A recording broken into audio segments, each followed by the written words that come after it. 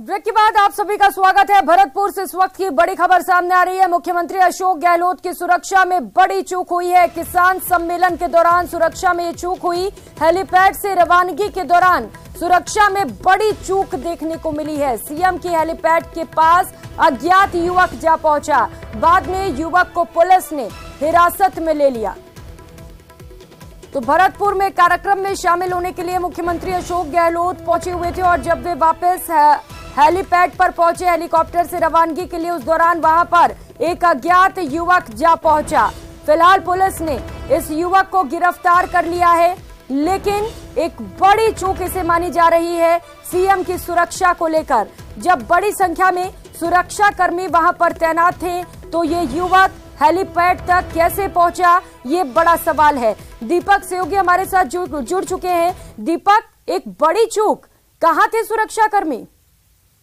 देखिए, बिल्कुल प्रियंका, सीएम मुख्यमंत्री अशोक गहलोत भरतपुर दौरे पर थे और जब वो किसान सभा से जो है वापस हेलीपैड पहुंचे तो वहां सुरक्षा में बड़ी चूक जो है वो देखने को मिली कि मुख्यमंत्री की इतनी बड़ी सुरक्षा थी, उसके बावजूद भी एक अज्ञात युवक जो है वो हेलीकॉप्टर के पास पहुंचता है। और ये जब उस वक्त का हादसा है जब पीसीसी चीफ गोविंद सिंह डोटासरा और मुख्यमंत्री अशोक गहलोत हेलीकॉप्टर में बैठ करके रवाना हो रहे थे, दिल्ली के लिए जा रहे थे। तभी एक अज्ञात युवक जो है दीवार को फांद करके, यानी कि पूरी सुरक्षा को तोड़ते हुए सुरक्षा में चूक करके जो है वो वहां पहुंचता है हेलीकॉप्टर के पास। फिर जो है सुरक्षाकर्मी भाग करके जो है उस अज्ञात युवक को पकड़ते हैं और उसे थाने लेकर के जाते हैं। उस वक्त का ये वाकया है जब रेंज आईजी खुद गौरव श्रीवास्तव वहां मौजूद थे। जिले के जो तमाम अधिकारी हैं, करीब 700 से अधिक पुलिस के जवान जो है वो वहां पर ये आता हुआ, यानी कि देखा जा सकता है कि सुरक्षा में इतनी बड़ी चूक हुई कि कोई भी वहां पर हो सकता था।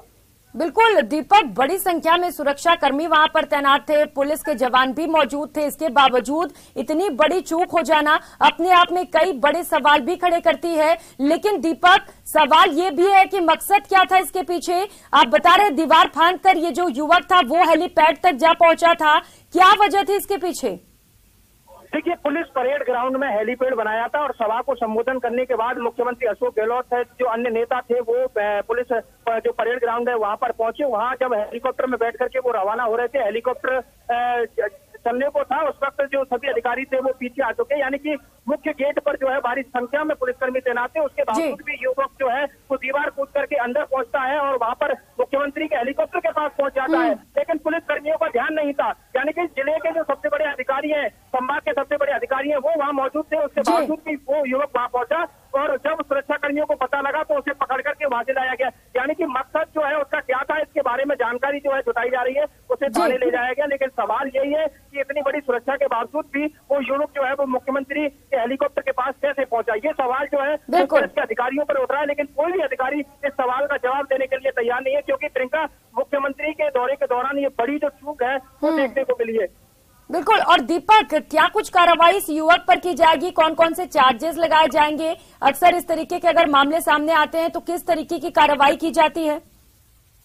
देखिए, कार्रवाई के बारे में अधिकारियों से हमने पूछा तो अधिकारी जो है वो बता नहीं रहे हैं कुछ भी कि ये पूरा क्या वाकया हुआ था, क्योंकि जो वो युवक अज्ञात युवक वहां पहुंचा था उसको पकड़ करके पहले लाया गया और फिर उसे थाने ले जाया गया है। और थाने में उससे पूछताछ की जा रही है कि आखिर उसका मंसूबा क्या था, वो मुख्यमंत्री अशोक गहलोत के हेलीकॉप्टर के पास क्यों पहुंचा था, वो क्या करना चाहता था, ये तमाम चीजों को लेकर के उससे पूछताछ की जा रही है। लेकिन इस पूरे मामले में अभी तक कोई भी अधिकारी का जो है जवाब नहीं आया कि ये युवक कौन है जो मुख्यमंत्री अशोक गहलोत के हेलीकॉप्टर के पास पहुंचा। लेकिन सवाल जो है बार बार यही पूछा जाएगा अधिकारियों से कि इतनी बड़ी सुरक्षा के बावजूद वो युवक जो है वो मुख्यमंत्री अशोक गहलोत के हेलीकॉप्टर के पास कैसे पहुंच गया। बिल्कुल दीपक, और इसे बड़ी चूक के तौर पर भी देखा जा सकता है। हालांकि राहत की बात यह रही कि कुछ हुआ नहीं वहां पर, लेकिन कुछ भी मकसद हो सकता था इस युवक का इसके पीछे। क्या उन अधिकारियों पर भी गाज गिर सकती है जो उस वक्त वहां पर मौजूद थे? दीपक, देखिए, बिल्कुल गाज तो गिरनी सी स्वाभाविक है, क्योंकि मुख्यमंत्री अशोक गहलोत जो है भरतपुर पहुंचते हैं और जब वो भरतपुर से दिल्ली के लिए रवाना होते हैं तो उनकी सुरक्षा में बड़ी चूक जो है वो देखने को मिल रही है। लेकिन यहाँ पर संभाग के बड़े बड़े अधिकारी। ठीक है दीपक, अभी फिलहाल युवक से पूछताछ किया जा रहा है और पूछताछ के बाद ये पता चल सकेगा कि आखिर इसके पीछे क्या मंशा थी। आप नजर बनाए रखिएगा, आपसे अपडेट्स लेंगे। शुक्रिया। सीएम अशोक गहलोत का दिल्ली दौरा, इसे लेकर इस वक्त की बड़ी खबर सामने आ रही है। भरतपुर से मुख्यमंत्री अशोक गहलोत रवाना हो चुके हैं। पीसीसी चीफ गोविंद सिंह डोटासरा भी उनके साथ ही मौजूद हैं, तो दिल्ली जाने वाले हैं। और बता दें कि एआईसीसी में एआईसीसी को लेकर एक दिल्ली में खास और अहम बैठक होने वाली है और ये दोनों इस बैठक में शामिल होंगे। दोपहर 2 बजे एआईसीसी में बैठक का आयोजन किया जाना है, जिसमें मुख्यमंत्री अशोक गहलोत शामिल होंगे। तो भरतपुर से कार्यक्रम में शामिल होने के बाद अब मुख्यमंत्री अशोक गहलोत हेलीकॉप्टर के जरिए दिल्ली के लिए रवाना हो चुके हैं। वहीं भरतपुर में आज कई विकास कार्यों की सौगात मिली है। यहां मुख्यमंत्री अशोक गहलोत ने कई विकास कार्यों का लोकार्पण और शिलान्यास भी किया। इस मौके पर उन्होंने कहा कि संभाग के लिए कई बड़े प्रोजेक्ट आएंगे। तो तस्वीरें उस दौरान की आपको दिखा रहे हैं जहां पर किसान सम्मेलन का आयोजन किया गया था। यहां पर मुख्यमंत्री अशोक गहलोत पहुंचे हुए थे। इस दौरान उन्होंने कई विकास कार्यों का लोकार्पण और शिलान्यास किया। इसके साथ ही एक प्रदर्शनी भी लगाई गई थी, इसका भी अवलोकन किया गया और 51 छात्राओं को स्कूटी का भी वितरण किया गया। अलग अलग स्टॉल्स लगाए गए थे इस प्रदर्शनी में, जहां पर मुख्यमंत्री अशोक गहलोत के 4 साल के कार्यकाल को दिखाया गया था। वहीं भरतपुर में आज कई विकास कार्यों की सौगात मिली है। यहां सीएम गहलोत ने कई विकास कार्यों का लोकार्पण और शिलान्यास किया। इस मौके पर उन्होंने कहा कि संभाग के लिए कई बड़े प्रोजेक्ट आएंगे। सुनिए। ये भरतपुर जिला जो है, भरतपुर संभागीय मुख्यालय है और पानी की कमी बहुत भयंकर रही। यहाँ पर सीवरेज सिस्टम को लेकर तो बड़ी प्रॉब्लम रही, आप जानते हैं। एक एक चीज का सर्वे करके हम चाहते हैं कि यहाँ तमाम वो विकास हो और संभाग मुख्यालय पे है कम से कम। उस लाइन पे हम चल पड़े हैं। मुझे याद है पहले चंबल का पानी भी लाने के लिए हम लोगों ने शुरुआत करी थी। तो अब तो मेडिकल कॉलेज भी यहाँ पर आ गई है, नर्सिंग कॉलेज भी आ रही है और जो बड़े बड़े प्रोजेक्ट लेके आ रहे हैं हम लोग। हम निश्चिंत रहें कि भरतपुर के सड़कों का मामला हो, पानी, बिजली, शिक्षा, स्वास्थ्य, सड़कें, कोई कमी नहीं रहने देंगे। इस बार किसानों का बजट पेश किया, अलग से किया था। अगली बार हम चाहते हैं कि युवाओं के लिए एरिया मजबूत बने। अब युवा है, छात्र है, बच्चे जो भी हैं, महिलाएं हैं, ये सेक्टर भी आने वाले वक्त में अच्छी सुझाव आएंगे। हम चाहेंगे बजट में उनको सम्मिलित। दुखद घटना थी, वो तो एकदम आग लग गई, वहाँ पे विस्फोट हो गया। मैंने कमिश्नर की इंक्वायरी बैठाई है। एक घटना और हुई थी 1 महीना पहले मेरे खुद क्षेत्र में। तो ये पता नहीं 2 घटनाएं क्यों हुई है। हम चाहेंगे कि जांच भी हो, सत्यता मालूम पड़े तो हम आगे कदम उठाएंगे और कोई घटना ऐसी नहीं हो।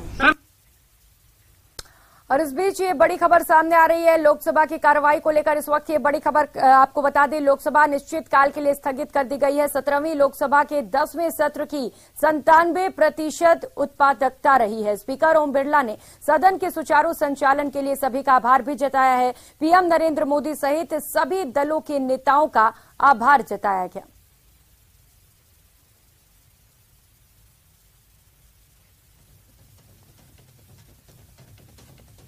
तो लोकसभा की कार्रवाई की गई है और अब फिलहाल इस सदन को अनिश्चित काल के लिए स्थगित कर दिया गया है। बता दें कि 17वीं लोकसभा के 10वें सत्र की 97% उत्पादकता रही, जिसे लेकर स्पीकर ओम बिरला काफी खुश नजर आए। उन्होंने कहा कि सदन को सुचारू रूप से चलाने के लिए जिन लोगों ने सहयोग दिया उन सभी को शुक्रिया। तो बता दें पीएम नरेंद्र मोदी सहित सभी दलों के नेताओं का ओम बिरला ने आभार जताया है।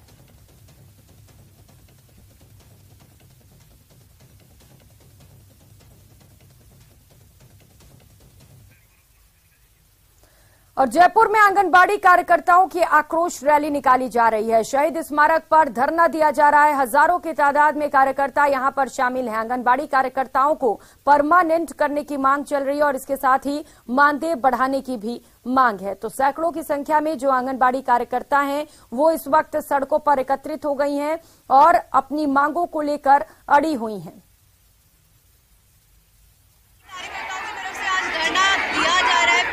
दिए गए और इनकी मांगे ये है कि इनको परमानेंट किया जाए और इनका मानदेय बढ़ाया जाएगा। सरकार ने इन्होंने पहले भी मांग की थी, लेकिन 10 से 20% इनका मानदेय बढ़ाया गया था। तो इनका ये कहना है कि सरकार ने हमें नहीं चाहिए और हमें जो मानदेय है वो बढ़ाना है, क्योंकि महंगाई बहुत चरम सीमा पर पहुंच चुकी है। ऐसे में हमारा गुजर बसर करना बहुत मुश्किल हो गया है। और आपको तस्वीरों के जरिए मैं दिखाना चाहूंगी कि हजारों की संख्या में यहाँ पर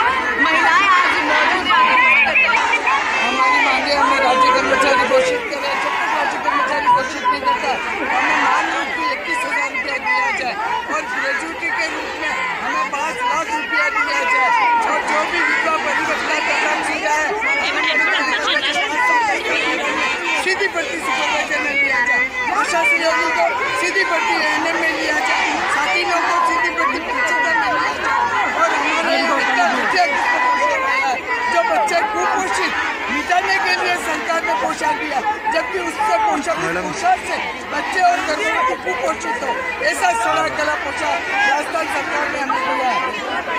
हमने डूंगरपुर जिले से, डूंगरपुर ब्लॉक से और आंगनबाड़ी केंद्र समय पर।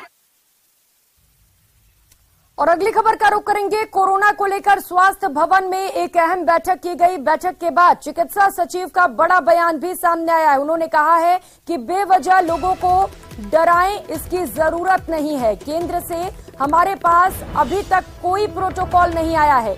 राजस्थान हर स्थिति से निपटने के लिए तैयार है।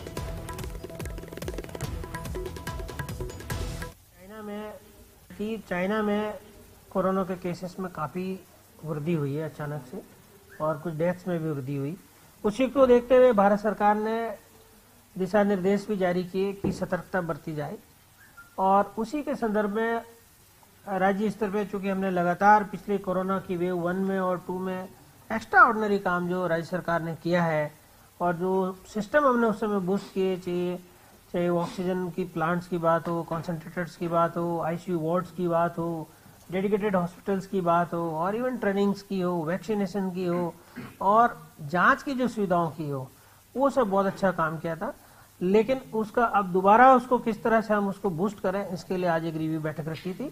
इस बैठक में हमारे SMS medical college, RUHS college, इनके सुपरिटेंडेंट, माइक्रोबायोलॉजिस्ट और जो एक्सपर्ट डॉक्टर्स हैं, प्लस हमारे पब्लिक हेल्थ की ओर से जो एक्सपर्ट्स हैं, और एडमिनिस्ट्रेशन की ओर से जो मेडिकल एजुकेशन और मेडिकल हेल्थ के सारे ऑफिसर्स, और उनके साथ हमने कई इश्यूज के ऊपर विचार विमर्श किया। जो सारे इश्यूज हैं, जो किस किस तरह से हम इसको देख सकते हैं। तो वहीं बढ़ते कोरोना केसेस को लेकर केंद्र सरकार भी अलर्ट मोड पर है। कोरोना पर स्वास्थ्य मंत्री मनसुख मंडाविया ने भी एक बैठक का आयोजन किया है। राज्यों के साथ केंद्र की बड़ी बैठक की जाएगी। राज्यों के स्वास्थ्य मंत्री संग ये बैठक होगी। कोरोना की तैयारियों पर चर्चा की जाएगी। दोपहर 3 बजे इस बैठक की शुरुआत की जाएगी, जिसमें सभी राज्यों के अधिकारी मौजूद रहेंगे और स्वास्थ्य मंत्री मनसुख मंडाविया कोरोना को लेकर समीक्षा करेंगे।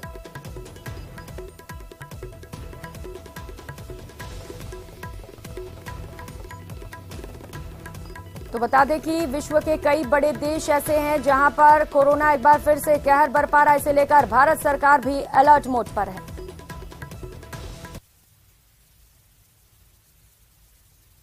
देखते हुए भारत सरकार जो है वो काफी अलर्ट पर है, और इसी को लेकर बैठकों का जो दौर है वो लगातार जारी है। और आज इसी को देखते हुए केंद्रीय स्वास्थ्य मंत्री ने राज्यों के स्वास्थ्य मंत्रियों के साथ एक वर्चुअली बैठक जो है आज 3 बजे बुलाई है, और इसमें राज्यों से ये पूछा जाएगा कि वो किस तरीके से तैयार हैं, टीकाकरण के लिए क्या नीति है, और T3 के लिए किस तरीके से तैयार हैं। साफ तौर पर जो चिट्ठी में निर्देश दिए गए थे उनके लिए राज्य जो है वो कितना तैयार हैं। अगर दूसरी तरफ बात की जाए तो खुद केंद्रीय स्वास्थ्य मंत्री मनसुख मांडविया ने राज्यसभा में सबको ये बताया है कि पूरी तरीके से वो स्थिति के लिए तैयार हैं, और भारत और चीन की कोई भी जो कनेक्टेड फ्लाइट नहीं है, तो जो भी फ्लाइट है वो इंटरनेशनली दूर से हैं, तो उन्हीं को देखकर पूरी तरीके से भारत सरकार जो है वो अलर्ट पर है। और एक इंटरनेशनल गाइडलाइन जो है ट्रैवल को लेकर सामने आई है कि 2% जो सैंपलिंग है वो की जाएगी, वैक्सीनेशन वगैरह सब देखा जाएगा।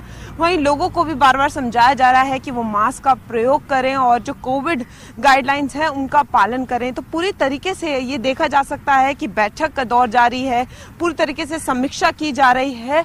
और आज भी ये जो बैठक है वो बहुत महत्वपूर्ण है, क्योंकि राज्यों के स्वास्थ्य मंत्रियों के साथ बैठक होगी, और इसमें सुनिश्चित किया जाएगा कि किस तरीके से राज्य तैयार है। और साफ तौर पर इस वक्त भारत नहीं चाहता कि कोई भी ऐसी बात हो जिस तरीके से ये वेरिएंट यहाँ पाया गया है और वाइडली स्प्रेड हो रहा है वो ना हो, उसको लेकर सब अलर्ट पर हैं। तो बैठक के साथ साथ जो भी प्रिकॉशंस हैं वो लिए जा रहे हैं, और अब तक के लिए साफ तौर पर यह बताया जा रहा है कि ये जो वेरिएंट है ये वाइडली स्प्रेड तो जरूर होता है, लेकिन अभी ये इतना खतरनाक नहीं है। तो कैमरामैन सोनू के साथ फराह खान, न्यूज़ 18 दिल्ली।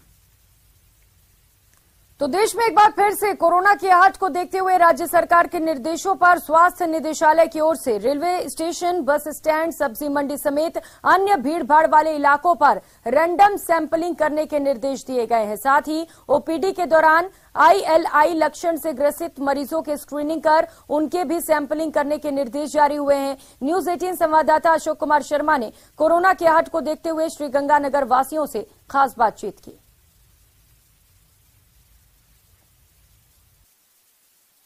राजस्थान सहित देश भर में एक बार फिर से कोरोना वायरस के वेरिएंट ओमिक्रॉन के सब वेरिएंट BF 0.7 की आहट के साथ ही न केवल प्रदेश सरकार बल्कि केंद्र सरकार भी हाई अलर्ट मोड पर आ गई है।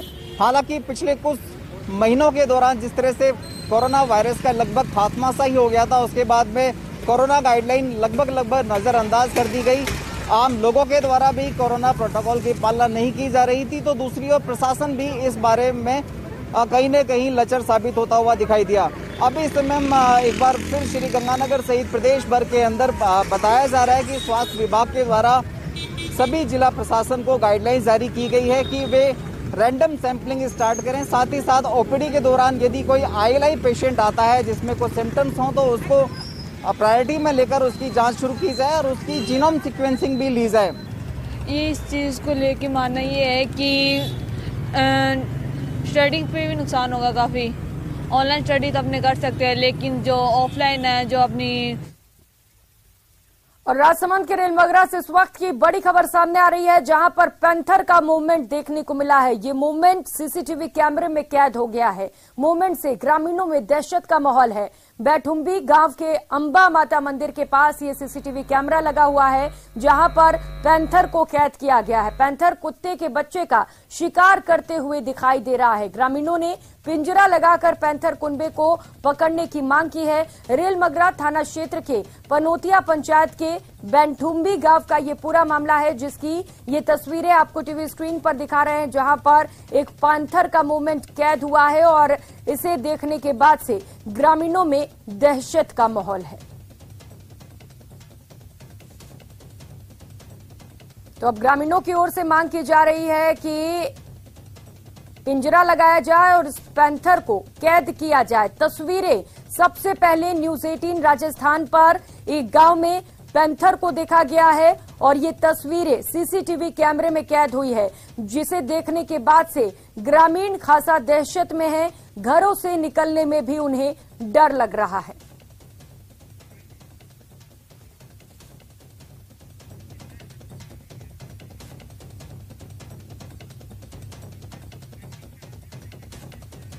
तो सबसे पहले ये तस्वीरें न्यूज 18 राजस्थान पर आपको दिखा रहे हैं। एक मंदिर के पास ये CCTV कैमरा लगा हुआ था, जहां पर इस पैंथर का मूवमेंट कैप्चर किया गया है। बताया जा रहा है कि एक कुत्ते के बच्चे का ये शिकार कर रहा था और उसी दौरान ये तस्वीरें CCTV कैमरे में कैद हो गई हैं। ये तस्वीर देखकर ग्रामीण डरे हुए हैं, क्योंकि आए दिन यहां पर पैंथर के मूवमेंट होते हैं। लोग घरों से बाहर निकलने में कतरा रहे हैं और वन विभाग से गुहार लगाई है कि पिंजरा लगाया जाए और पैंथर को कैद किया जाए। तो CCTV होने की वजह से ये पता चल सका कि पैंथर इस इलाके में घूम रहा है, यहां पर पैंथर का मूवमेंट है, नहीं तो शायद इसका खुलासा भी नहीं हो सकता था। अल्केश सेवगी हमारे साथ जुड़ चुके हैं। अल्केश, ग्रामीणों में दहशत का माहौल है, क्या कोई कार्रवाई की गई है वन विभाग की ओर से कि पैंथर को पकड़ा जा सके? जी, मैं आपको बता दूं, ये जो रेलमगरा उपखंड है, रेलमगरा उपखंड के जो एक देखुंटी गांव है, वहां का ये वीडियो है। और वहां पे अंबा माता मंदिर में जो ये बीती रात को जो CCTV कैमरे लगे थे, उस CCTV कैमरे में ये जो पैंथर की जो तस्वीरें जो कैद हुई है, जिसमें वो एक स्ट्रीट डॉग का शिकार करता हुआ नजर आ रहा है। ये वीडियो वायरल होने के बाद ग्रामीणों में दहशत का माहौल है। ग्रामीणों को कहना है कि पैंथर का लगातार इलाके में मूवमेंट बना हुआ है। कई बार वन विभाग के लोगों को भी इसकी जानकारी दी है। वन विभाग ने पहले कुछ दिनों पहले पिंजरा भी लगाया था, लेकिन पैंथर उसकी पकड़ में नहीं आया और पैंथर का कोई मूवमेंट दिखाई नहीं दिया, तो वन विभाग ने बाद में पिंजरा भी हटा लिया था। ऐसे में बीती रात वापस पैंथर का मूवमेंट नजर आने से कहीं न कहीं पूरे इलाके के जो ग्रामीण है उनमें ये दहशत का माहौल है, क्योंकि पैंथर ने मंदिर के परिसर के अंदर जाकर वहाँ पर स्ट्रीट डॉग का जो शिकार किया है। तो ऐसे में ग्रामीणों में ये डर बना हुआ है, क्योंकि रात के समय में जो उस इलाके के लोग जो है वहाँ कई जगह नौकरी करने जाते बिल्कुल हैं। अल्केश, ये तस्वीरें देखकर कोई भी खौफ में आ जाएगा। जिस तरीके से पैंथर घूम रहा है मंदिर के बाहर और एक कुत्ते के बच्चे का शिकार करते हुए भी दिखाई दे रहा है। बहुत शुक्रिया आपका अल्केश इन तमाम जानकारियों के लिए।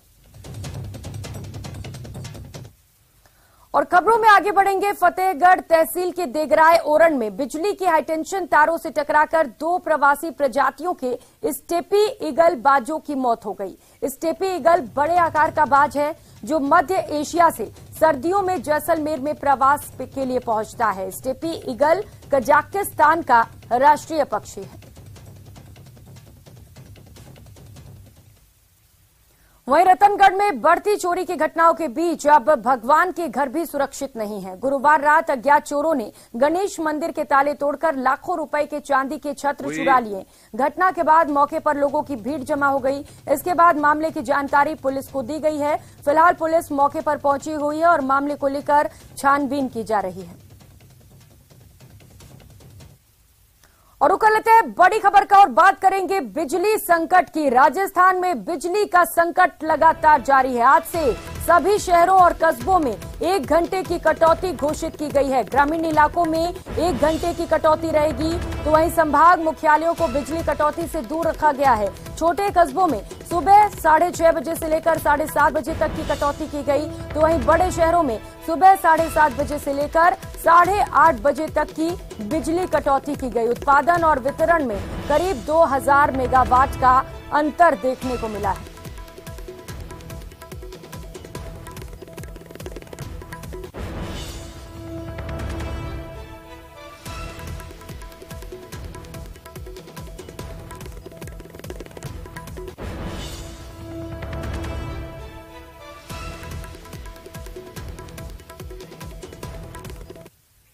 इस बुलेटिन में फिलहाल इतना ही। नमस्कार।